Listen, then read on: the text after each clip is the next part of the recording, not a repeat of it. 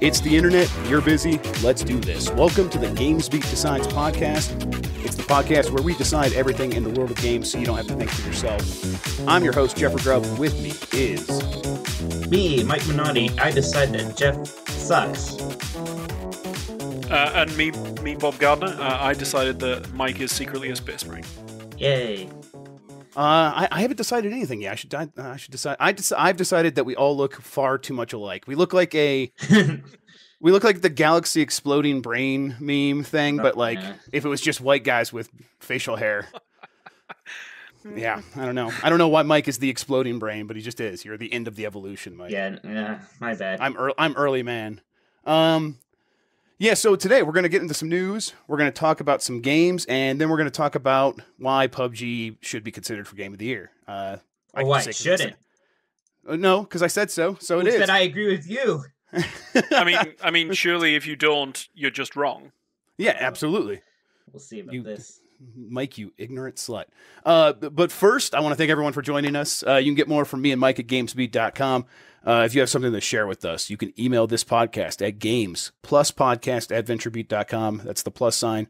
We have Twitter accounts as well, at GamesBeat or at GBeat Decides. If you're watching this on Facebook or YouTube or Twitch, you can subscribe to the audio version of this show. We're on Apple Podcasts, Google Play, Stitcher, anywhere where pods are caught. And finally, if you like the show, rate us on Apple Podcast, because that makes a difference in my life. So, guys, how's it going? Oh, that good, huh? That good. All right. I'm ready for Christmas to like I'm already listening to Christmas music and stuff, but like I'm a freak, so I'm ready for to start doing it. Stop, Bob. What's your opinion? When is it okay to start listening to Christmas music? Never. Just don't never fucking say that. I knew I could just tell as soon as I asked that question, he's going to be one of those that says never. Yeah, never. There is no excuse to listen to Christmas music ever. Christmas? Though, Christmas music in America is very different to Christmas music in Britain, so I have been listening to some because they're a completely different musical song. Oh, okay. Well, I need a little history here. Do you guys just listen to Paul McCartney's "Simply Having a Wonderful Christmas Time" on repeat? Because I hate that one. So Britain has like the usual top charts that most countries have, right? But like the Christmas #1 is a big thing in the UK. So what happens is collectively over the course of like the last 50 years, we've had all of these Christmas #1s come out, and thus what happens is sometime around November the 6th, immediately after Bonfire Night, it's just Christmas #1s until the end of December. Wait, isn't this like one of the plots in what is that movie, that Christmas movie or New Year's movie? What is that? I can't want to say anything, horny. But that's not right. Yeah, all the horny Britons. All the horny British actors. That's the name of that movie. Bob's face. No, the one with Hugh Grant. Yeah. He might. Love Actually. I mean, he's Love in all of the British movies. Love Actually. That's it. Yes. I feel like they like. Yeah, there's a story about like an old rock and roller who's trying to get back into popularity by having a Christmas hit. Oh yeah, so, that's like a totally standard thing. And then there's that's crazy. Okay, all right, I guess it makes sense, but it still seems crazy. So I learned anything from Love Actually. You did entirely by accident, and you didn't know till now, but you did. Yeah. So it means we have completely different Christmas songs, like completely different. So, what's it called? The something or other Navidad one. The Feliz Navidad. Feliz Navidad. Totally never heard it until 2 years ago when I moved to America. Oh, really? Missing out. Yeah. Did you ever have a Chi-Chi's? Probably not. Probably not. I have no idea what that even is. They probably didn't have a Chi-Chi's in England, Mike. No. I don't know. Okay. So I mean, either way, the answer is never. But, I'm willing to accept it if there is new Christmas songs that haven't been played to death over the first 30 years of my life. Well, Jeff, Mike, I demand November 1st. A Christmas version of a theme song starting next week until the holidays are over. So. That is not a bad idea. I love it. Does Knights have a good, what's a good game? Yes, Christmas Nights into Dreams has a Christmas version. It's great. Okay, at least there was an OC remix that someone did. I'll get it for. Oh yeah, we'll totally use that. Okay, I'm into it. Yeah, Mike, here. I've gotten to a point in my life where if I don't actively begin anticipating something at least 2 months out, then it flies by so fast that it might as well not have happened at all. Yeah. And I really like Christmas time, so I want to make it count. So I'm like, November 1st, the day after Halloween, let's embrace this commercial bullshit. I am into it. Give me, like, I'm turning the radio on. It just turned into Christmas music. I'm here for it. Do it. At least you're honest. Hey, yeah. What have you been playing? Yeah. So, speaking of Christmas, a lot of games came out, especially on the Switch. Let's start there. Skyrim, Rocket League, and Doom. A bunch of ports. I spent the most time with Doom just because it came out the earliest. And that game is just sort of shocking that it works at all on the system. I might have talked about it a little bit last week, but I just kind of in terms of this whole idea of bringing older games over to the Switch, I've started to realize maybe like some of these games can work. Doom does work because it's on an engine that does scale down really well. Rocket League is having a much rougher time. To get down on the handheld version, like in handheld mode where it has a little less power, a little less processor speed. They're sub 720p resolution.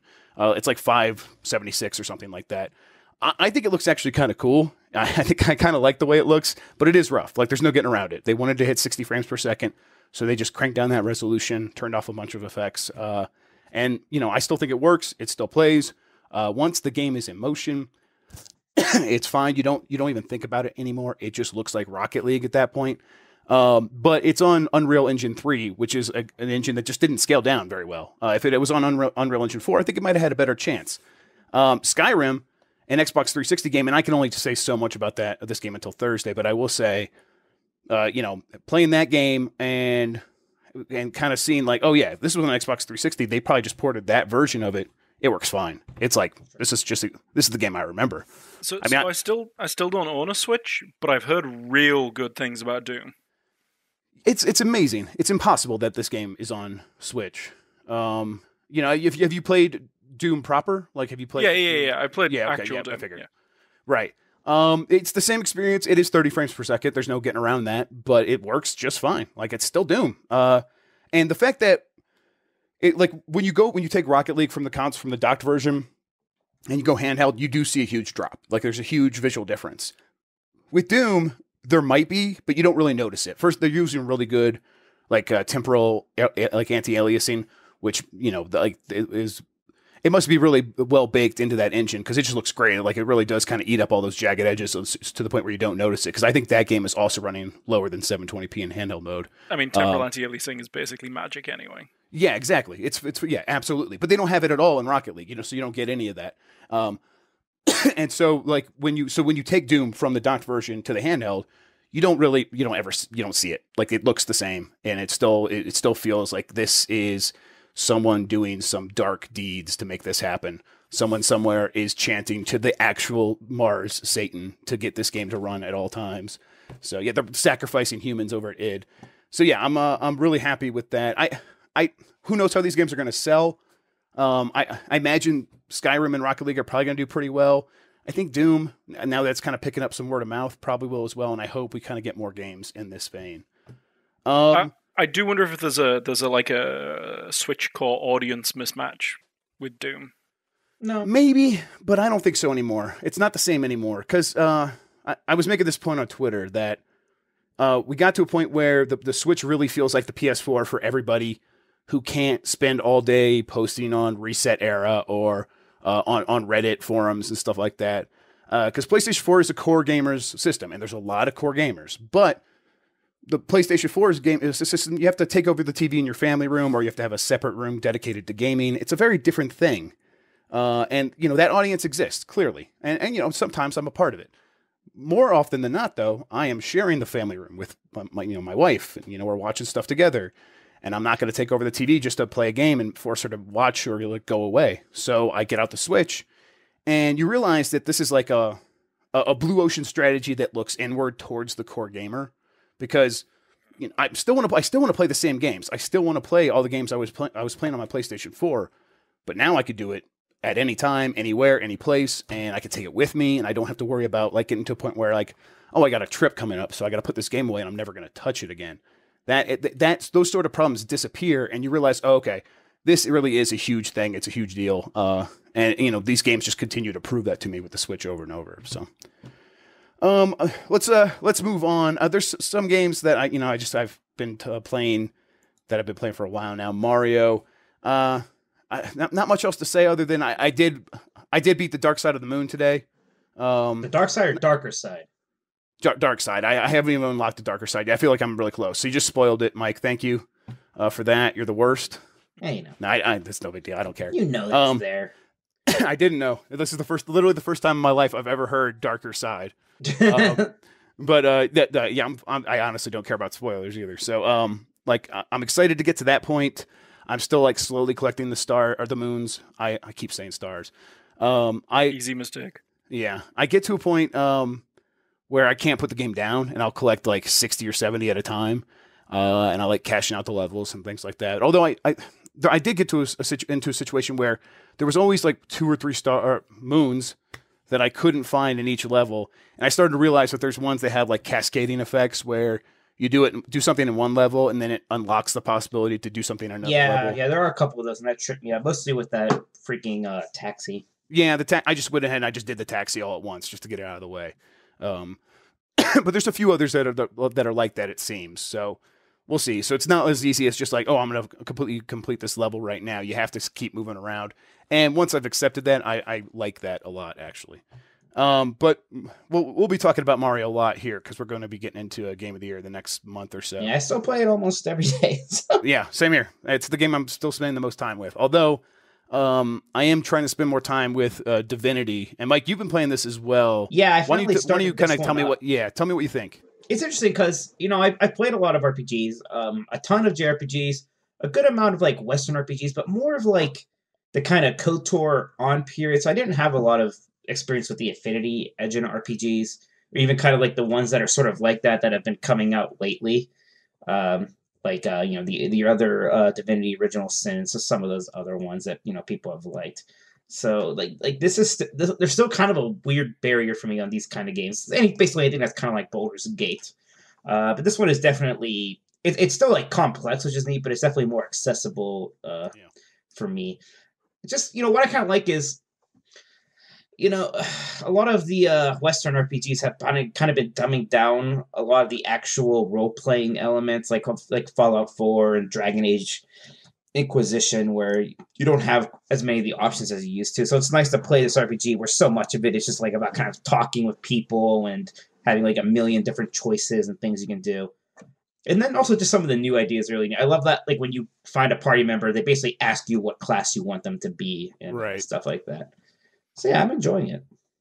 If you really want to dive any deeper on that kind of old school Baldur's Gate style RPG, you could do worse than try Pillars of Eternity or Torment Tides of Numenera. Right, those are like the two other ones that came out not too long ago that I was kind of like. I backed Tides of Numenera, and I never really touched one of these games. I need to play it. Yeah, it's good. It's weird, but it's good. Weird. I like weird. Okay. That's good then. I'm at a point with Divinity Original Sin 2 where I'm like, okay, I'm really starting to see the appeal of these games, and I'm getting into it. I like that everything's kind of up front when you're talking to the characters. If you want to get rid of a character, it's just right there in the the conversation. Like that's just right there at the bottom of the list. Oh yeah, you go away. I'm going to take this other person with me. They surface a lot of that stuff. I wonder if these are quality of life changes they made over time, or it's just kind of baked into the genre. The one thing I'm kind of having baked in. One thing I'm having like quote unquote difficulty with is like so much of the magic is based on like these kind of like area of effect, like fire and water stuff, and sometimes I feel like just fire is spreading everywhere. Like everything seems to have splash damage, and it's like my people are just getting caught in it. I was like, oh god, I gotta separate people more. Yeah. That's one thing. So I'm still struggling because I put it on tactician mode for some reason. You can't turn down the difficulty if you do that. So I am living with my choices. And I'm like, okay, I'm gonna get my my buff people in there and like do some damage just right in there. They're gonna get in right on top of this enemy, and then my spellcasters will throw in fire and then catch everyone on fire right next to them. Like, oh yeah, I still haven't learned that lesson. So yeah, it's taken a while for that stuff to. What's interesting? I haven't been playing, but I've been watching a Quest for Glory speedrun marathon of the first 4 games. That's kind of a series I completely missed. That's kind of neat to watch in retrospect. Yeah, that's the King's Quest people. Yeah, it's the Sierra Games made like these adventure game, role-playing game hybrids, and they're really interesting. And they kind of establish a lot of things. that you would later see in maybe like a Baldur's Gate and stuff like that. Have they done a recent like modernized sequel of that series? No, but I think they started selling them on Steam or something. Okay. Not too long ago. Like they've been on Good Old Games for a while, but Steam started selling them. So that's maybe why you've heard of it. Maybe. Recently. I've also been playing Star Wars Battlefront II in the trial mode, which is basically it's the full game except for it's all multiplayer and 3 missions of single player, and you can play it for 10 hours, and then the full game will be out on Friday. I played through the 3 single player missions, and I see what they're doing. It's a Star Wars campaign. Surprise. I mean, it's a campaign with Star Wars characters. I did an interview with Lucasfilm today, and like one of my questions that I had to ask, 'cause it was kind of about like the canon and working, like having like a deep, like caring deeply about maintaining canon while working with like a third party company like EA and them trying to make money and like the conflict there. And I'm like, what were the conversations like when like you put players in the role of a character that basically is killing at the beginning of the game hundreds of rebels? Like I've killed so many rebels and I feel so bad. And like basically they're just like, oh, we just want to like say like, well, what it would be like to be in that character's perspective. And I'm just like, man, okay. So hopefully by the end of the game they justify this, because if it's just here's what it's like to kill hundreds of rebels, I don't know how I'm going to feel that by the end. It honestly is weird. I am kind of like, they're like, we're going to finally explore like the humanity of the Empire. I'm like, I don't want to explore the humanity of the Empire. I agree. want them to be bad guys. I agree. Yeah, this game's definitely trying to seems like it's like, oh no, there's 2 sides to every story, and I'm like, oh, maybe not this one. I want to hear the side of their story. I've seen Palpatine's story. There's no 2 sides to that. No. I mean, at the end of the day, it's shooting space Nazis. Yeah. So why am I? It's not like Call of Duty's made a World War II game where you play as the Nazis yet, right? Yeah, exactly. Yeah.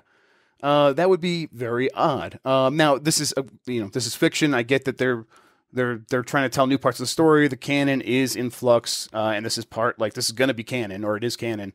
But it just seems weird. Like she's a woman who's risen through the ranks of the Empire, which the sense I always got from the movies is the Empire was very much not for women. Like they were like, it's a white dudes, like it's basically white human supremacy. And also for men, and like, so I feel like they have a lot of explaining for like how she got in the situation. Now her dad is an admiral, so he's clearly protecting her, but still, I haven't seen through the first 3 chapters her dealing with any sort of problems with trying to rise through the ranks. I don't know. It just seems like they have a lot to do, and hopefully they get there, but because otherwise it's just going to feel out of place for me, I think.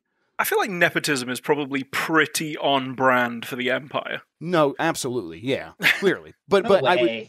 But they're going to have to based off of ability. They're going to have to like deal with that. They'll have to say that, and the people around her will have to be like, "Oh, Daddy's girl," or something like that. And you don't get the sense that that's what's happening. You get the sense that like, "Oh no, she's totally competent, and that's why she's here." And she might be competent, but everyone around her agrees that she is that competent.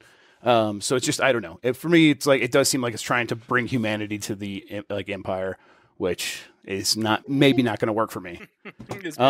Maybe not a thing you should be doing. Exactly. Right now. Yeah, exactly. It might seem a little off. Now, the guys that wrote the story, it's Walt, God, I can't remember his last name, but he's the guy that wrote Spec Ops: The Line, and Mitchie D, who worked at IGN. He was on the Rebel FM podcast for a long time.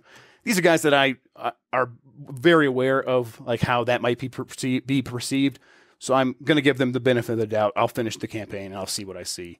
As for multiplayer, I guess we'll get into this a little bit in news, but I mean it's fine, it's good.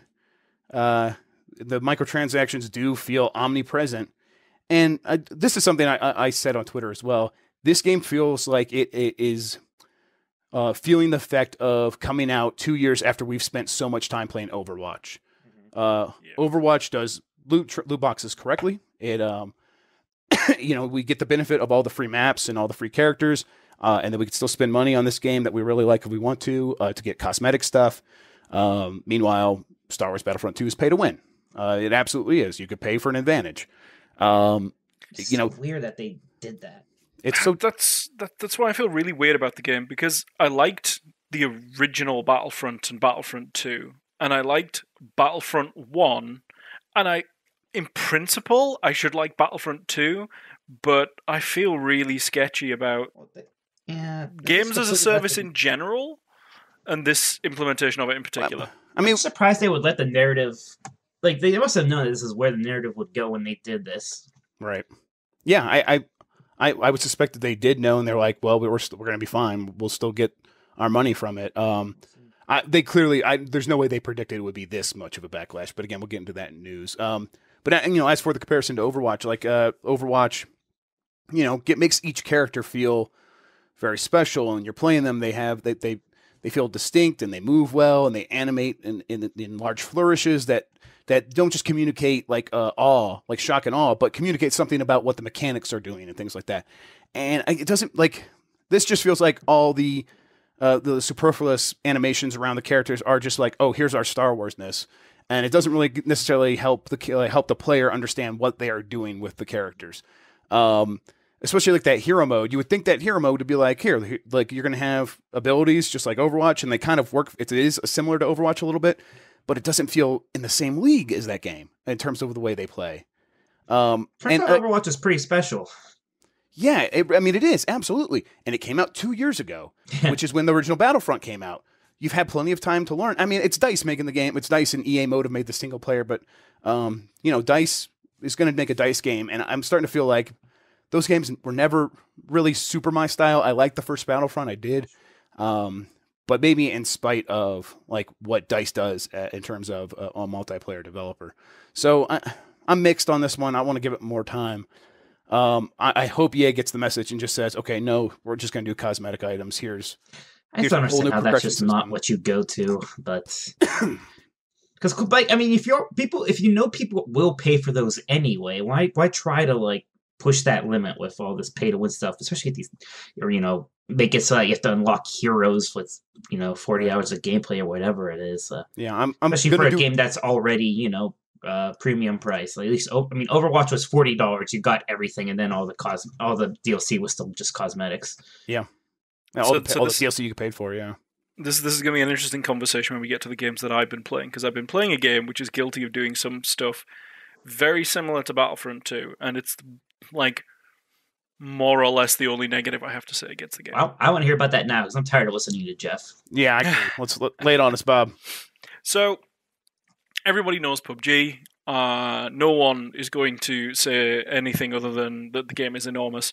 And then, I think, is it maybe 4 weeks or 6 weeks ago, the Fortnite team released Fortnite Battle Royale. 4 to 6 weeks, that sounds right. Yeah. Yep. So I started playing Fortnite Battle Royale because, wow, PUBG is really hard and I am very bad at it. So I thought I'll try something a bit different. And it turns out I'm just as bad at Fortnite Battle Royale. But I started playing the Fortnite PvE. And it's really fun. It is genuinely really fun. I was surprised. But it is clearly designed from top to bottom to extract dollars from your pocket in loot boxes. Now, real quick. I mean, you said you have some concerns about that in general. Let's set a baseline. The way Overwatch does it with cosmetics only. Do you have an issue with that? Not at all. Okay. I play Overwatch and I played League of Legends for donkey's years, and same thing. Right. That's free, and that's free to play. So when they try to sell some stuff that's here's a new hero, because League of Legends sells heroes, that's understandable. It's a free game. So that's where you're coming from. So you come into Fortnite, and what do you encounter? So I encounter a game where it is possible to pay the upfront cost of the game, just play the PvE, and have a good time, but very rapidly the game becomes too hard for you to play in small groups because you don't have the gear, and the only way to get the gear is to open random boxes, which are drip-fed to you as a free-to-play player, or flood you if you open your wallet. The game is still fun, so me and a bunch of my friends play it. In fact, it's my Overwatch group play it, but we are getting to the point where it is too obvious that it is a Skinner box. Mm-hmm. And the game is really fun, and I like it, but if it continues to feel that way, I can't justify playing it, right? Like, I paid full retail for the game. I'm not going to start opening my wallet and shedding dollars to buy loot boxes. I'm just not. And the same holds true for Battlefront 2. I think I'm right there with you. I think that's where my personal line is. If I start thinking about how my dollars will affect the mechanics of the game in a positive or negative way, I'm out, because I can't. Well, there's just so many options now. Why, if you have to pick between games, why would you pick the one where you have to be paying to or pay, or even just think about it? Yeah, pay, or you have to grind for it. Why do that when you can just play an Overwatch or a lot of games like that? It's just right there. Right. There's it's one of the best gaming years ever. I mean, who has the time to deal with it? The only thing Star Wars has going for it is that it's the Star Wars game. So you like Star Wars so much, am I gonna put up with this? I mean, I admit I straight up just wouldn't at all if it wasn't Star Wars. But it's because it's the Star Wars games. Part of me is I want to, but it looks fun. But why are they doing this? It reminds me of, just as a slight aside from games for a second, it reminds me of the digital TV thing where it's I have Netflix, I have Amazon Prime. And then there's Hulu and HBO Go and CBS All Access and all of the other ones. And I'm each one of these produces enough high quality content that there's no way I have enough time in the day to watch all of it. So, every show you release on your platform has to be perfect. It has to be so good that it keeps me around, because otherwise I have so many other options. And this is Matt Piscatella, the analyst for the NPD group, I asked him a little bit ago, when this scuttlebutt started happening about the future of single-player narrative games, he's like, look, a single-player game has to be perfect to compete today. And even then, chances are it's not going to sell as well as a game with any sort of multiplayer live services component. Now, and I think that extends into these games that try to do live services. If you do live services and you're not doing it perfectly, there are options that are perfect. Overwatch exists. Why wouldn't I just go play that? You can't enter this world and say, oh, we're just here's our new live service game, and not acknowledge that you are competing with other live service games that just because they came out in 2015 aren't still eating up a huge amount of time for so many people. If it's not Overwatch, it's Rainbow Six Siege, which just continues to get better and better and gloms on more and more users. It's PUBG. Just continue, just massive. It's not going to stop. And these games, PUBG is not perfect, but it's providing what it's providing in a way that feels perfect. I mean, Fortnite Battle Royale is also completely free. So again, this is you have your flavors there. There are options. It's endless options. So it just feels like an own goal. It feels like an unforced error for EA to come out and do something like this. I don't know. We'll talk about it more, but in terms of Bob, you're saying Fortnite, is it just, I mean, and that's I wonder how the hooks even work in there, because it's not even competitive, it's cooperative. Does it put social pressure on you? If you do this, you'll help your whole team or something like that? No, how does it work? Honestly, it's purely difficulty, right? As you play the game, you level up and you have to do higher level missions to progress. But you get to a point where a group of 4 people of the same level as a mission won't be able to do the mission because all the enemies are sacks of hit points. And your gear just isn't good enough to deal with it. Or you don't have enough stuff to build the right traps or what have you. And the solution to all of these things is buy pinatas. Sadly for the developer anyway, the solution of my friends group is to just play low-level horde matches. Right. We just play horde mode on low enough levels that things don't feel like sack of hit points and ruffle stomp them for fun. Right, and you're still getting the benefit that a lot of these live games give you, which is you're hanging out with your friends. Yeah. And you're talking with them, which is a huge part of all these games. Everyone does that in all these games. So if you're still able to do that without much of a, that makes sense. Let's move on to some of these other games that you've been playing, Bob. How about Stellaris? This is one that I have installed. I've never booted it up, and I'm as soon as I do, it'll be my whole life. Is it your whole life? How is it? So, well, let's not pretend. I I haven't divorced Factorio. Yeah, no, we'll get to that. Well, I'll let you lay Factorio on. Well, real quick, sometimes I just think about the way you say Factorio. Because with your accent, it's late at night. When you're it'll just come to me. Factorial. And I'm just hell yeah. Okay, I'm sorry. Yeah, I interrupted. Let's do Stellaris and then hit me with Factorio.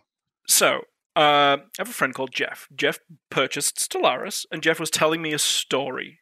And this is the thing that I think really gets me with the game, right? He was telling me a story about how his crazy empire and like how he got ran over by some trade federation, and like it could have been a weird plot from some sci-fi movie, right? And it was really cool. Yeah. And by the time he'd finished telling me the story over like Facebook Messenger or something, I had bought Stellaris, not the expansions. It is one of those games where the stories are always incredible, yeah. And then 2 weeks later, I played 150 hours of Stellaris. Oh my god! Okay, all right. I like the sound of that. The game is brilliant for the first 80% of every game. Okay, which is a bit of a weird thing to say, but like you get to like the point of equilibrium where all this, like the entire galaxy map is covered, everyone has settled into their like borders, and then from that point on you have either the military route or the diplomatic route, but they're both kind of very attrition based, which means the game slows to a crawl. Mm-hmm. And sometimes I have the patience for that, and sometimes I don't. But until you get to that point, it's fantastic. Like the flexibility of it. Like I made a race of monsters that looked like they were from Call of Cthulhu. Then they all turned I took over half the galaxy. I turned everyone into robot, or to be more precise, an alien from another dimension turned all of my people into weird robots. And then suddenly I lived on crypt worlds like Necrons from the Warhammer universe or something. It's a really cool game full of really awesome ideas, which if you like strategy games, will consume you for weeks. Do you find that you're more willing to get through that last slog if you've established more of a bond with the story and the characters throughout? Like, your own personal definitely. Narrative? Okay. The one thing as well that I find is the game ends long before the game ends. If you know what I mean. No, absolutely. Yeah. Which tends to mean like I'll get to a point where, so for example, the previous species I was talking about called the Bacterian technocracy. Rolls right off the tongue. Yeah. Exactly. Because I'm terrible at naming things. Awesome, depending on how you think about it. I'd got to a point where my technological advancement and my fleet size was so big there was no way anyone else in the galaxy could possibly threaten me, and victory was just a matter of time. At which point I'm like, no, I'm just going to call this a win. I'm done. Right. But the game doesn't have anything built into it to like let you say, let's just fast forward here like a ton. And just to, like, let things play out like we know it's going to play out. Like, there's nothing built into there to let you do that. Not really. There is alternative victory conditions, but most of those alternative victory conditions are diplomatic. And my technocratic government turned into a homogenizing swarm of robots trying to turn everything into more robots, and that wasn't going to work. No diplomacy there. No. Yeah. No. Not about the diplomacy. So definitely worth playing. Yeah, yeah, like I said, I got it there. I've heard some of these stories, and they've did the same thing to me, where I'm like, oh yeah, I'm going to go pick that up right now. So still Factorial, really? Still. Yeah, still. If you ever see my Steam stats, don't look at Factorio, and never tell my wife how much time I've spent playing Factorio, because then she'll know why I'm come to bed at 5 o'clock in the morning, and it's probably healthier for her to think other things. Yeah, absolutely. Yeah, probably. Yeah, you're out partying. So like, what is it like? Has the game like changed and keeps adding stuff, or are you just discovering like, new depths of the mechanics? Yes. Like, the game hasn't changed. It's more or less exactly the same as the first time I started playing it. But the scale and scope of what you can do in the game is so crazy. I mean, you're basically building, what do they call them? Like, those machines where you push a ball bearing down one end of the machine and then it rolls and rolls Mike, and rolls. And, like, a car falls out the other end. Is that it? No. It's the Rector sex. No, the thing. It's got a name. The man's name. Rube Goldberg? Yeah, it's basically building giant Rube Goldberg machines with the purpose of like putting in ore and getting out rockets. And And the problem with it, well, depending on whether you would describe it as a problem, is you can just continuously expand, right? So the last time I spoke to you guys, I was producing 1,000 signs a minute, or 1 rocket every 2 minutes, and this is considered like the gold standard for a mega base, which is to say a base so big that it will take a Core i7 and like a GTX 1080 and tank the FPS. Oh, like wow. 20. Okay. My current base is an expansion of that base, where I now have a little node in the center of the base, which is full of switches that allow me to turn on and off mega bases, just so that my computer can cope with the load. Does it support like multi-threading? Can you take advantage of all your extra power? Highly optimal. I mean, I work for Intel. My rig is insane, right? Because it has to be, right? Yeah, like, of course. That's what I'm saying. It would be a joke if it wasn't. And yeah, it is one of the best optimized games I've ever played. It even goes so far as to specifically highlight like CPU load versus GPU load in terms of updates per second versus frames per second, because the game isn't graphically that intensive, but is like super CPU intensive. And like even then, like I tried running it on a Core i9, which is like the new chip, and if I turn on my entire megabase still just slows the whole game to a crawl. All right, that's awesome. That's really cool. I mean, so is that where you're at, where you're just like trying to see how insane and how big you can make it? Like, oh yeah, like, yeah. That's okay. All right. But what is the what's the challenge there? Is it just finding ways to power it all? Like, how does this like? Yeah, still a game. I'm still trying to wrap my head around. It's all it's like a game of balancing like levers, right? Like on one end you have your products, on the other end you have your inputs, like your ores and stuff like that, and nothing is ever balanced. So you're constantly chasing balance. Like you're constantly going like, oh, this bit of factory is starved for this resource, so I need to expand. So then you expand, and then you're like, well, now I have excess resource, so I need to expand something else. And you just repeat that process over and over again. That almost sounds like a clicker game to me. It almost sounds like an idler. I want to play this now. It does remind me actually of like an incremental game, but like on a scale I've never played before. Okay, now I see it. Okay, all right. Now, listen, another game I totally have, and this one I haven't installed, but I need to wait till after Game of the Year, and then we'll. I'm over 1,000 hours. Okay, wow. All right, that's impressive. Yeah. Huh. I mean, it is basically Factorio is basically my hobby at this point, I think. What I'm gonna do is like once we get through Game of the Year and I catch up on some other stuff, I'm gonna boot it up and I'll ping you on Discord and ask you for all the pointers or something. Sure. Let's see. You got one more game. You can't say a lot. Why don't you kind of give it to us real quick, and then I'll finish up mine and we'll get into the. So I mentioned before that I played Magic the Gathering.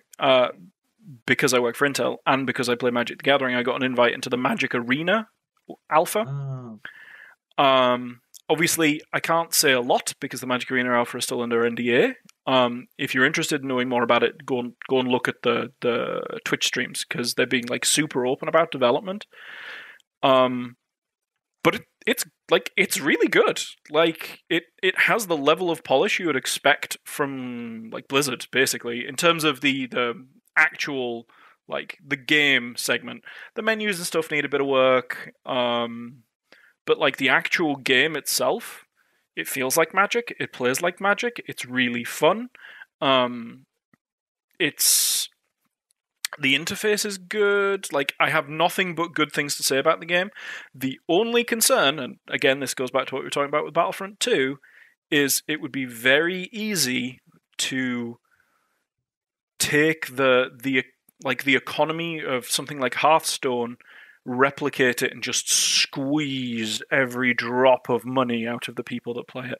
And I have no information about what the economy for the game is going to look like, but I really hope they don't, because I really care. Well, it's. I mean, with the free-to-play digital card game, you're ultimately selling people cards. It's weird because I know I play Hearthstone a lot, and there's always a big debate about Hearthstone's price and is it too expensive or stuff. And I kind of like agree it is, but I also kind of agree that it's blown a little off proportion.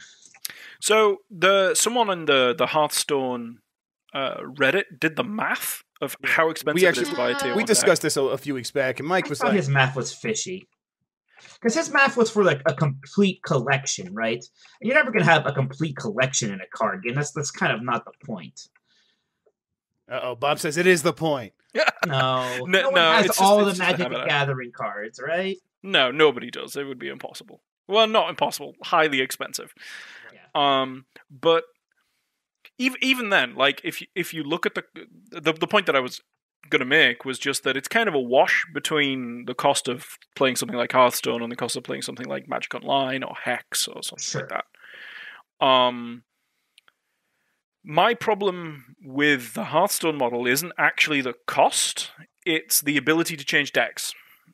Because I like to play competitively. It's not really competitive, but you know what I mean. Sure. I like to play high-quality decks, tier decks. And those change. And when they change, I want to be able to swap decks. And I want the opportunity cost for swapping decks to be small. Now, the problem with Hearthstone is the opportunity cost for swapping decks is I have to dust my entire deck and I get 25% of the value back. Whereas if I'm, say, playing Magic Online, the opportunity cost, I sell my deck, I probably get 90% of the value back. I do think that is the problem with Hearthstone, is a lot of the dust stuff. Not so much like the cost of packs, but yeah, I think it's your rewards for like getting... that's his problem, yeah, for sure. And I'm hoping they take an approach more like Hex, which has... you can buy in-game currency... you can there is an auction house. You can buy and sell cards from other players in a auction house, like in World of Warcraft, using the in-game currency. And I think that works really well, and has the added kind of business benefit that they get to take a cut on every single transaction. Course, yeah. Oh, that's what the Dota card game is going to do for sure with the Steam. And I kind of hope they take that approach rather than the dusting my collection approach. But again, I have no information. I just hope that maybe one of the MTG Arena developers is listening. when is that like rolling out to everybody or like or something? The open beta, I believe, is so there is a invite only beta which starts, I think, either next week or the week after. And if you went to one of the physical Magic pre-releases, you get priority. And I think the plan is for the open beta to start next year. And we're probably like a year or so away from final release, I think. Okay, that seems about right. That's Magic Arena. The only other games I've been playing, Assassin's Creed Origins and a few other Xbox One X games. I will say I've put a few more hours into Assassin's Creed Origins. I'm still in the starting area, Siwa. That game looks really good on Xbox One X and a 4K TV. Yeah, I bet. It seems like with no like actual like Microsoft new game to play on there, like that seems to be a pretty good one to get to just try. Yeah, it doesn't hurt that it seems like it's like a really good game. Boy, do I like the RPG elements they put in there. I really like finding the loot. I adore going into an area and like seeing the skulls over the heads of the characters that are far too high level for me to take on. There's something about that. Like I heard that and I'm like, okay, no, I'm gonna play that game now. I don't know why. I don't know why that appeals to me, but it really does. It's and again the 4K and the HDR. I was in a cave and I had my torch out and the torch, was lighting it up, and I could still see the back of the cave was still super dark. But then I walked into like a light shaft, and the sun came through the cave and hit my character's face, and it was so bright on the TV from the HDR. It was like kind of like I had like turned away, like it was almost like stunning. And the whole game is like that. It's incredible. So yeah, I'm really digging that, and I think you might be right. It's probably one of the showpiece games. Other than like Forza 7 and a few other things that might look a little better. But just in terms of like a character. All right, Jeff, you got to wrap your stuff up. This is going long. I want to get to news. Yeah, we're 45 minutes in, aren't we? Holy shit. Yeah, come on. Xbox One X is also good. So yeah, let's do news. Wait. Actually, I'm sorry. Bob's got two other games on here. I'm sorry. Oh my goodness. Okay. Look at me. I came with Divinity Sin 2. I just piggybacked off Jeff. Yeah. Okay. Bob, we will get into the news, but you did say you had something to say about Witcher 3 and Nier Automata. No, it's fine. I want to hear this stuff. I definitely want to hear this. This is what happens when you don't have me on the show often enough. I have. He gets built up a backlog for us. Yeah, well, let's hear it. Okay, so controversial opinion time. I played Nier Automata, and I played Witcher 3. Oh no. and I thought they were both trash. Oh, they're not trash. How can you possibly think that? Because Witcher 3 is pretty, but ultimately incredibly boring. No. And it controls like a pig. No. I really don't like the controls in Witcher 3. The controls are bad. Even when they terrible. updated them. Have you tried both of the control modules? Like they have the two different like setups for the controls. Yes. Okay. Yes. Yeah. I didn't. Like and Nier Automata has fun combat, but is so cripplingly self-indulgent that after playing the game for like 10 hours, I'm like, yeah, I am done with this. No, you have to play through all the endings. That's part of the charm. It's weeby self-indulgence. It's you know. I actually I do see that, Mike. Actually, I agree with the controls in Witcher 3. Nier, yeah, it's indulgent, but it's doing it in a way that's charm. It's like it's doing it in a way that's new for gaming. It's doing it in a way that maybe only gaming can do sometimes. I don't know. Look, if you're not ready to accept to be into your heart as your waifu, it's not going to be your game. Oh man, did none of you play Final Fantasy VIII? I did not. Actually, I didn't play Final Fantasy VIII. FF8. Oh, I played Final Fantasy VIII. Yeah, right. I am done with like melodramatic whiny. It's not that. It's very melodramatic. But it's not like that's good. It's like in a way it's Metal Gear Solid-ish. This is like there you go. There's no more Hideo Kojima game for a bit. This is kind of like a Hideo Kojima game, and I'm not gonna lie. I'm not above that stuff, man. You're not alone. So many people love this game. This is why I bought them. I know. I need to just get through it. Witcher 3. I'll say Assassin's Creed Origins, very Witcher-like. I don't think it's boring, though, in the way that you might think Witcher 3 is boring, where I can maybe see that. I don't think Witcher 3 is boring. I just don't like the controls. I did say controversial opinions, and I also know that I'm not your standard gamer, as evidenced by my Factorial habit.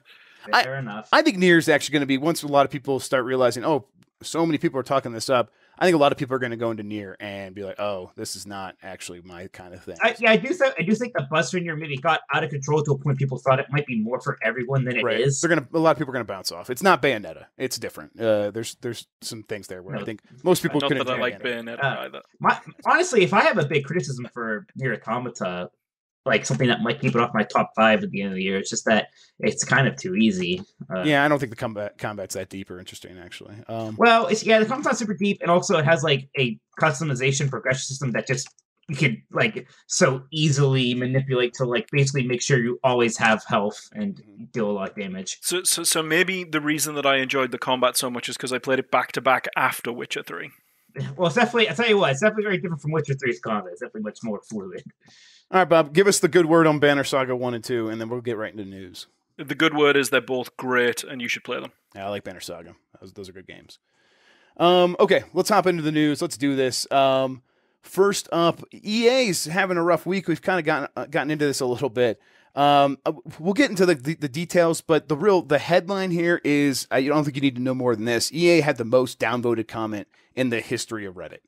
Before this, a guy was just like, "Hey, I want upvotes or I want downvotes." I can't remember. It was one or the other. He posted like a thumbs down emoji. And downvoted him. And everyone downvoted him, and it was like he got like 25,000 downvotes or something like that. Was even close. Yeah, and then EA got 100,000. It was like it's like 600,000 now. Oh, or something ridiculous. Okay. All right, never mind. Jesus Christ!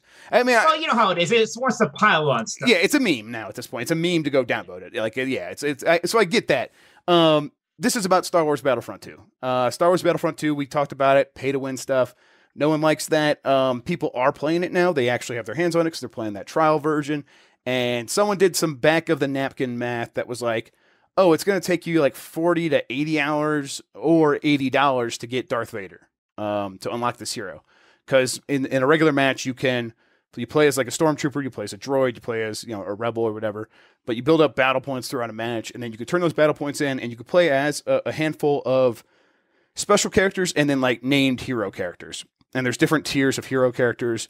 There's Rey from The Force Awakens, and she's pretty high level, and she's like 6,000 battle points or something. And then Darth Vader's like 8,000. But you can't unlock Darth Vader unless you've already unlocked him separately using in-game currency. It's a whole thing. I think this progression system's actually pretty whack when you break it down. And it's like, It's right there. It's just a bad system. It's just a bad system. It really is. Even beyond like the money problem with it, it's just like a stupid system. It's just Absolutely. a bad way to go about it. Bad. Yeah. I think it's, I'm like, the more I interact with it, the more I'm just like, this is just bad. Like, throw away how much money or time. It's just bad. On top of this, like, just speaking of the time, you don't get points for performance. You don't get like the points to spend on these characters from the number of kills you get. It's just everyone gets a flat number depending on how long the match lasts. Yeah, I think they thought they might be trying to change that. I don't know, but that's another like what? Yep. Like it feels like that's another just bad choice, right? Because it just feels lazy. It feels like you're not doing any of the magic to make me feel like good about playing this game. You're going to give the person who got 30 kills and the person who got 3 kills the same amount of points. And you're just going to say it's like, oh, here's the points, and then when people go and compare, like, oh, and it's not like, oh, you got it, like they're not like spreading out in different fun ways, which is probably how they should be doing it. If they want to give everyone roughly the same amount of points, just kind of do the math and say, oh, if someone who gets 30 kills gets this many points, and then someone who's like being the support in the back or doing these other things, give them points for other achievements. Just mix it up a little bit, cover it up, put some paint on it at least. Man, like come on, Modern Warfare 1 figured some of this stuff out. Yes, it's been a long time, so it just feels broken and bad. It's worth noting, though, that I don't even think that the start of the downvote flood was even truly about how broken that system was. And I kind of feel sorry for the guy that had to post it on Reddit, because he's clearly some, customer service drone, getting paid by EA just to do a job. Standard PR statement, too. We didn't even touch on that. Like, totally meaningless corporate dribble. Right, yeah, and it was just like, we want people to like have a sense of achievement, and I think that was like the triggering phrase, because people are like, oh, how could it be achievement if everyone's getting the same amount of points for how much time they put in? It's just it's definitely like, that was definitely because that was in the post that got down. There was this whole like, oh, we want you to be proud of yourselves. I could exactly. So I could see that, like, that's the triggering statement. But you're saying, like, you think, like, what were you going to say, Bob? Like, what do you think like really got the downvoting going? No, I mean, I think it's that. I think it's the fact that they went onto a gaming subreddit, and then they used the standard PR, love is hate, war is peace, truth is lies, BS, and got ganged up on for it. And frankly, rightly so. Don't condescend your customers. I mean, it's okay, rightly so. Like, at a certain point, it was like, okay, this is absurd. Why is this the most? Well, as it always does, right? It becomes a meme. Yeah. You're entirely right, Mike. Yeah, and then it's like okay. It got out of hand. Now it's just kind of funny to like make this the most downvoted thing. It is fun to pile on at a certain point because it's EA and you're not going to hurt them by piling on. It did kind of get out of hand later because developers were like on Twitter and be like, oh, this is kind of insane. We got some armchair developers trying to figure this stuff out, and then that person got death threats, like multiple death threats. Yeah, that's not okay. And then people that don't even work on the game, like that just work at EA and we're trying to talk about this, were like got death threats and got harassment, and it's. You're kind of touching on something actually that I think happens a lot and really bugs me, which is, and I might sound like a bit of a arsehole here, but please, that's what we're here for. There are a lot of gamers who think they know how game development works, and really they have no clue. Yeah, it's really bad at all. Yeah, and there's a lot. I think a lot of this does come from people. Identify with games. They build their identity around games to a point, and I can appreciate that. But then when a gaming company does something that they don't like, it is a personal affront. And so then they go to places like Reddit or YouTube, and they look for people who agree with them or will validate this anger they have. And then that anger turns into action, and they rush out into the world, and suddenly there are 4,000 people all harassing the same person. Yeah, that's just not okay. And it's very detrimental to their cause, I think. Like, we'll say. Oh, sure, yeah. Because then, once again, now instead of being about that problem, it's about this thing. Right. Yep. Yeah. Casey, even the talk at EA now has to become about that a little bit instead of addressing the issues. So yeah, it's just bizarre, weird. Yeah, gamer rage. Casey Malone, who like works on I think the Puzzle Quest games. He's like, yeah, like, well, who's going to care about the flu when there is this cancer here of toxic gamers just behaving in a way that is completely unacceptable and is actually like a a problem on a much higher level, like on that, like the order of magnitude that EA has to deal with. Like, people mad about our business model is one thing. Our employees being threatened is something we could get sued for. It's something we're liable for. Like, if we do something and it gets one of our employees hurt and we didn't do enough to protect them, like, this is our whole day now. This is our whole week. We're gonna have to come up with new policies, and HR is gonna have to like do new training. It's a whole thing. It's cost money, and yeah, and it's all just because some guy decided to be hack guy. Like, step away from your computer, walk into the bathroom, look in the mirror.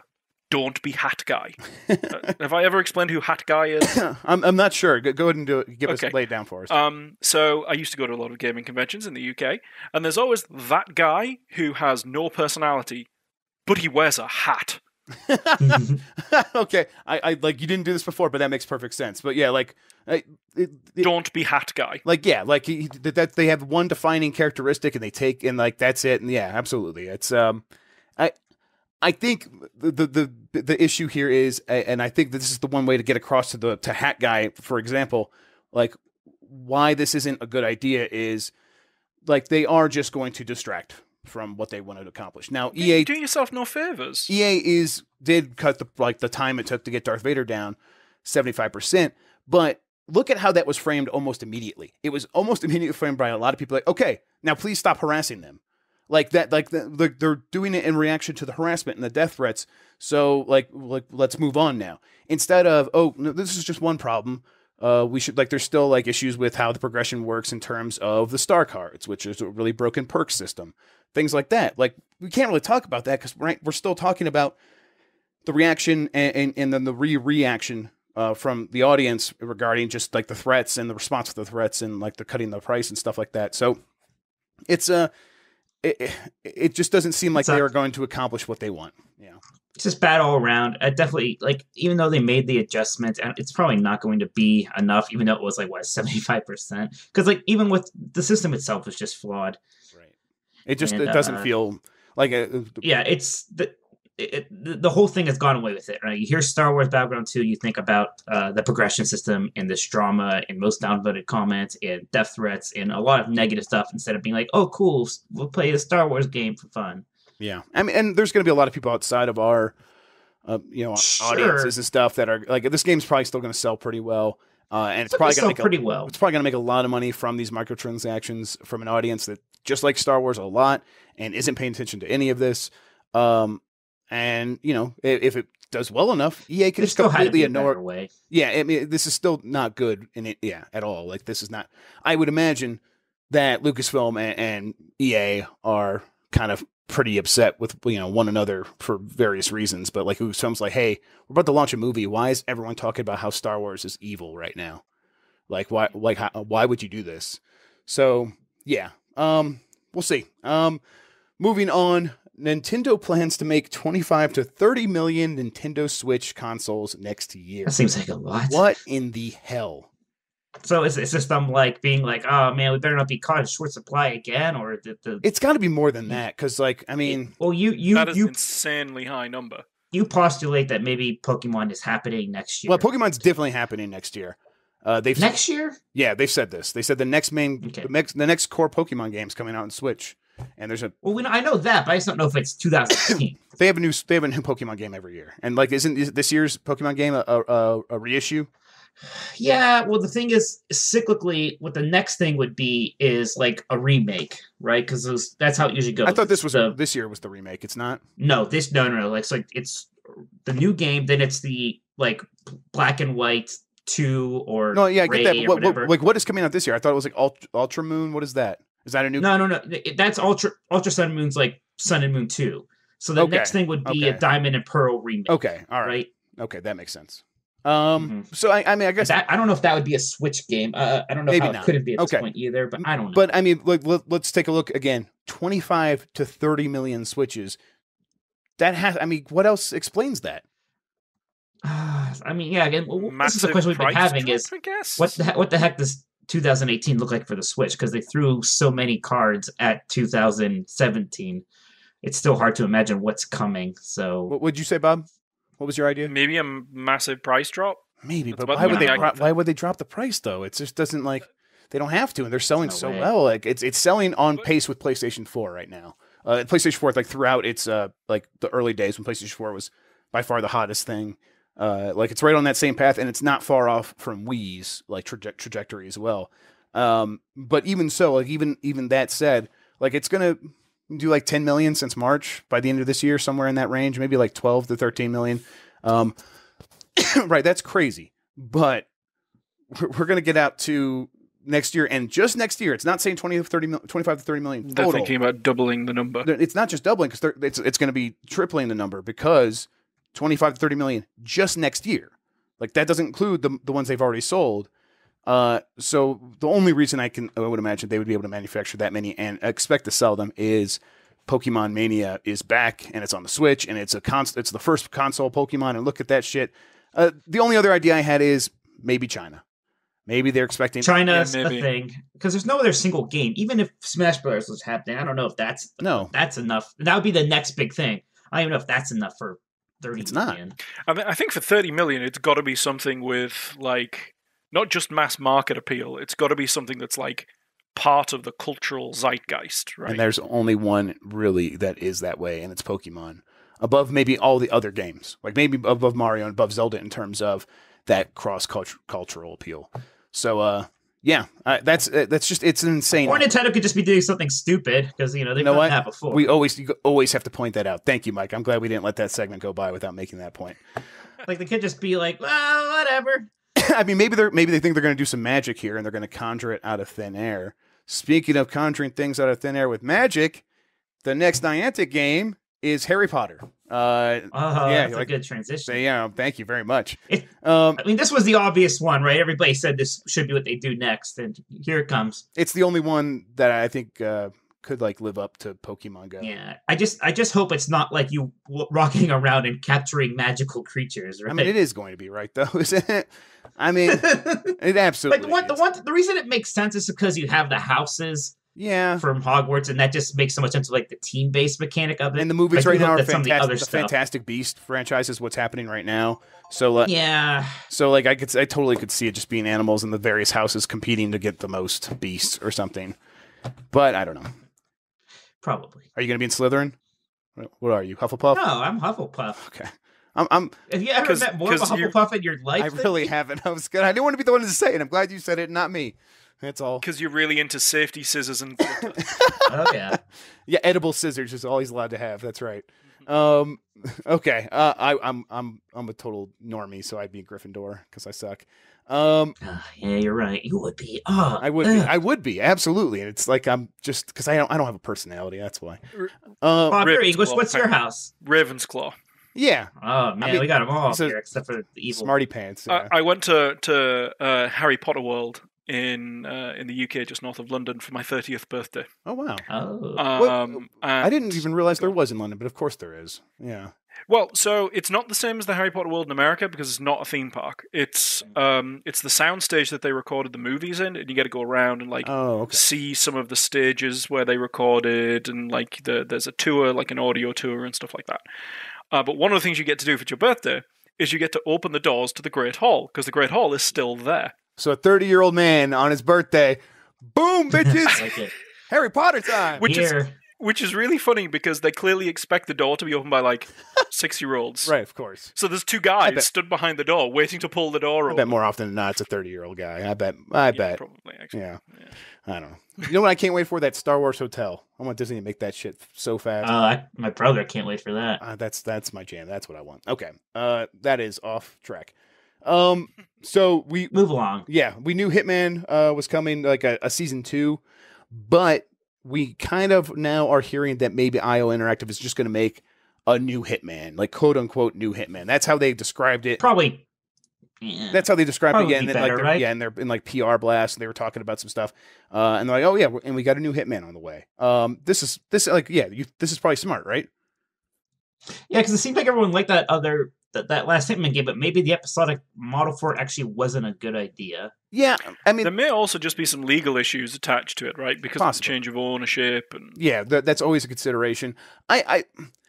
I think maybe you're right about the episodic model not necessarily being the best, but the live services where they always gave you a new something new to do each week, maybe did work. I don't know. Is episodic kind of getting done? I mean, the big episodic company is Telltale, and they're having problems, right? I made this point a long time ago. Hitman wasn't really episodic. It was much more a live services game. Yeah, it released its big. It released its big each episode episodically throughout the year, but it had updates every week with stuff to do in each one of those levels. And having to wait to get those new levels meant you went back and played the same one over and over again. And they found fun ways to like mix those things up, and it really gave you time to get intimate with those levels in a way you hadn't in previous Hitman games. It was really important to the structure and how that game worked, and one of the reasons it was so good. So I don't know if they would abandon it. When I think they say a new Hitman, I do think it is going to be pretty much equivalent to what Season 2 would have been, but they don't want to. They don't want the branding of Season 2, because what do you do if you hear, "Oh, Season 2 is coming out"? Oh, well, I got to go watch Season 1 first. I think that's what they're thinking. That's how I would kind of feel in a way. I'd be like, "Oh, I need to get to Season 1 first before I download this," and they just never would get to it, and exactly never playing it. So I think they want. Whereas right now, I'm like, "Oh, cool, the new Hitman one, like that last one a lot, and I could try this out." Exactly, and so I think they'll do a lot of work to make sure they present it like that, which is right, because there's no reason you would have to play that last Hitman to play a new one. That the story doesn't matter. It's all bullshit. It's all about the levels and the things that are happening inside each one of those stages. Next, GameStop has sold through. It did sell through all of its Xbox One X's in about 24 hours, or it got close anyhow. I'm getting the sense that the system did sell actually like really well. I thought that maybe Microsoft was trying to like beef the numbers a little bit by like holding them back or something, but it does sound like that it actually did like capture a lot of attention, especially in places like UK where they track the numbers. It did. So here's my issue with this, right? Whenever anyone says, "I sold out of all of my X," the first question that immediately pops into my head is, "That's nice. How many X were made?" Yeah. Well, yeah. So I was going to say, in the UK, they actually had numbers, and sounds like it was like in the 80,000-ish number, and apparently it took the PlayStation 4 Pro several weeks to get to that point, and Xbox One X did it in one day. So maybe there was supply constraint for the PS4 Pro. I don't know. But the point is, it's like there is some numbers there, and it does seem like maybe it did catch on. So that's impressive. Finally, last story. Take-Two is only going to release games that have recurrent consumer spending, which is just a fucker of a phrase. Like, that's right? Yeah, man. Like when I was playing Super Mario Brothers on my Nintendo Entertainment System, if someone told me I'd have to one day consider the idea of recurrent anything, I would have asked this strange man to leave my house. Please leave me alone. What are you talking about? What are you talking? Yeah. Like, it's just so strange. Like, that is what they are after. Like, I get it. Like, you want to make money, and this is a good way to make money and to employ a lot of people for a long time. But when it becomes like that's the buzzword, this is basically just the same thing as live services. Grand Theft Auto Online, man. Yep, absolutely. Here comes Red Dead Redemption 2 online, and it's unavoidable. I have two feelings about this. The first of which is, if you take the $60 price the games were like 20 years ago, you adjust it for inflation, that game should be about $100. So I get game developers finding ways to drive that price to $100, right? Like, we don't have to like it, but I understand why they're doing it. Average lifetime value, average pay per user. Yep. So my second feeling, though, is, do you know what else is referred to, in my opinion, as recurrent consumer spending? Yeah, making more games that don't suck so that I'll buy them. I mean, and I think this is the point here, is that they're not Take-Two's not interested in doing that. I was looking at the timeline of Rockstar Games, a Take-Two company. They had a game per year, a new game of one sort or the other, from like 2010 up through 2013, and then Grand Theft Auto 5 comes out with Grand Theft Auto Online. And nothing since. Rockstar's not released a game since. What they have released is content for GTA Online. So you got to imagine all those teams that were making things like Manhunt 3 or Bully 2 or whatever just got turned to making content for this live services game because it's much more reliable. The money's coming in every day. Visa and MasterCard are sending in the checks they're putting the money in the bank account every single day instead of just once every couple of years. So yeah, we're going to get fewer games. And they're going to be focused around this sort of business model, so that does mean fewer single player narrative games. It's it's sad, frankly. I mean, I get why they do it. Again, I work for a ridiculously large corporation, and I understand how they make money, right? Like, I understand business is optimized to make money, and thus I get why they make that decision, and I understand why it is rational for a business to do that, but it sucks as a gamer. It is a bummer, for sure. Okay, I think it's time to move on to our next segment. So that means saying goodbye to Bob. Bob, thank you so much for joining us. It's a blast when you're on. We'll try to get you on Thank you for having a couple me. more times before the end of the year, I think. Maybe you come. Actually, you should join us for like one of our Game of the Year like episodes to help us pick a few categories. We'll give us some special Bob approved awards out and stuff. So that'll be good. We'll figure that out. We'll talk about that in the future. We're gonna go to a break. When we get back, we are going to be talking about why PUBG should or shouldn't, I guess, be considered a contender for Game of the Year. Until then, see you in a moment. Have a good one, Bob. Bye. Hey, you. Yeah, you. The one trying to make a video game. I've got someone here that can help you, and that someone is Intel, which is not a someone, it's a company. But this company, they are going to help you as if they were a somebody and a someone and also a something. Check out software.intel.com/gamedev to find out how Intel is making sure all the innovation in gaming continues to happen on the PC as part of the Intel Game Dev program. Again, that URL is software.intel.com/gamedev. Sign up and start something new.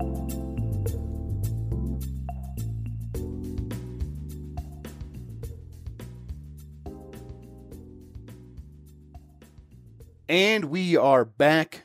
Michael Minotti, you wrote about the Game Awards thing, right? Or was that Dean? You edited him. Oh, I should fix Bob's camera. Oh, well, we could do that. Well, Yeah, I was gonna say, where's Bob? yeah. Bye, Bob. He left. He's gone. Okay, I can just delete that. So, yeah, Dean wrote about it, but the Game Award nominees. I looked at today. it. Yeah, you looked at it. You were there. I looked at it, too. I was there. I saw it. Yeah, the game. Yeah, pretty. These lists seem to be kind of the ones that upset me the least. Like I was actually like, yeah, this all looks about right. There is kind of this, and like at the time, it didn't even strike me. I was like, oh yeah, PUBG is nominated for Game of the Year. That makes sense. And then I was like, kind of brought up by other people. That game's still in early access. I'm like, oh yeah, it is. That's kind of weird. Well, this is sort of uncharted territory. So. And there's kind of two sides of this. Like one is, the idea that, well, it's whatever. It's a game. It's for sale. We kind of talked about that before in the way we cover it. Like, look, it's practically out. But, like, this seems like a whole nother layer deep, right? Where, like, no, it's okay for Game of the Year consideration. And it is kind of weird. Because it is ultimately an incomplete game. But a lot of people say, so are a lot of games that actually come out sometimes. Yeah. So it's bizarre. What do you think? Because you're the PUBG guy. Yeah, so I don't think we're going to consider it for our Game of the Year awards. We are. I have some reasoning. That's fine. I won't win anyway. I have some reasoning why. I might win some categories. We'll figure some. I'll pick one. I'll make one for it to win. So I have my reasoning for that. But I wanted to touch on a couple things. Kat Bailey from US Gamer wrote an opinion piece about why this is terrible and it shouldn't be considered. The big thing was, first of all, a lot of early access games do crash and burn, and it seems like maybe it's setting a bad precedent or something like that. And I get that. But she made a really interesting point, I thought, which is look at Metacritic, and not a single reputable site has given this game a scored review. I have written an early access review for this game, and I chose not to score it because it's in early access. That was very explicitly my reasoning why I wouldn't do that. So I was like, okay, so what is this? Why do I think it should still be considered for Game of the Year, but I wouldn't give it a scored review while it's in early access? And for me, it comes down to Game of the Year is about just games. It's just about like how the game is as a game. When you are doing a review, you're reviewing the game as art, but also as a product. You're taking a lot of factors into consideration. And I think when it comes to Game of the Year, we could throw out the idea of it as a product completely out the window. How much it costs, like whatever, like how you buy it, whether it's for sale at all, just whether or not it came out in 2017 and it's a game. I think that those are the only things you need to do to qualify for Game of the Year. So, like, for me, it just makes it's a perfect fit. And I almost, that's one of the things I really adore about Game of the Year. because we can just sort of get away from all these other, like the commercial aspects of gaming and the business models and things like that. And if those things affect how the game works as a game, okay, we'll worry about that. We'll talk about that. But in general, I don't think we need to be like making these rules to get in the way of discussing this as a game. Yeah, I don't mean to have a classic Mike Minotti not strong opinion about it, but it's like, yeah, whatever. Well, I mean, that's the other thing. This is all made up bullshit anyhow. I mean, yeah, exactly. It's like, it's not. Yeah. Sure. Yeah. We can give it the thing. Like, yeah, it's these are like Game of the Year, or it's just a concept. It doesn't actually. There's no physical idea or manifestation of Game of the Year. It's just an idea we all agree to kind of do because it's fun. Yeah. And I don't necessarily agree with the whole slippery slope thing, because I mean, these things are case by case basis. Like, people can use their judgment every time. Like, these things don't happen because like some guy made a decision. There's a panel of judges who make this decision, and most of them think that this is a Game of the Year.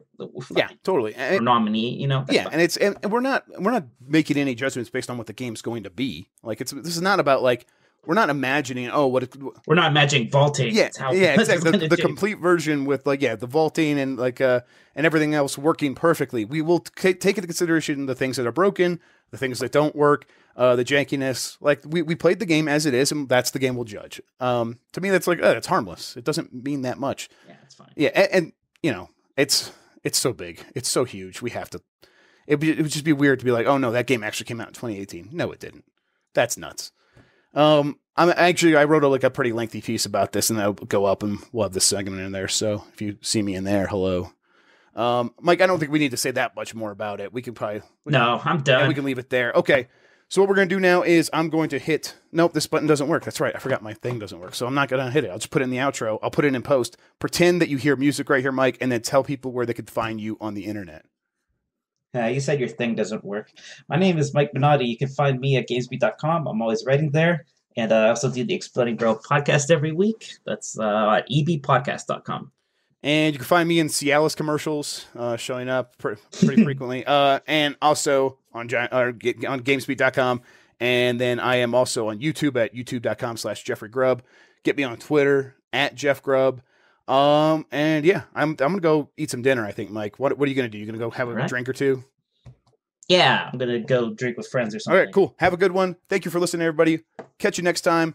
See you later, Space Cowboy. That should be the outro. Bye. That's what they say. That's what they say. I don't watch it. I'm not a weeb. I just like to be.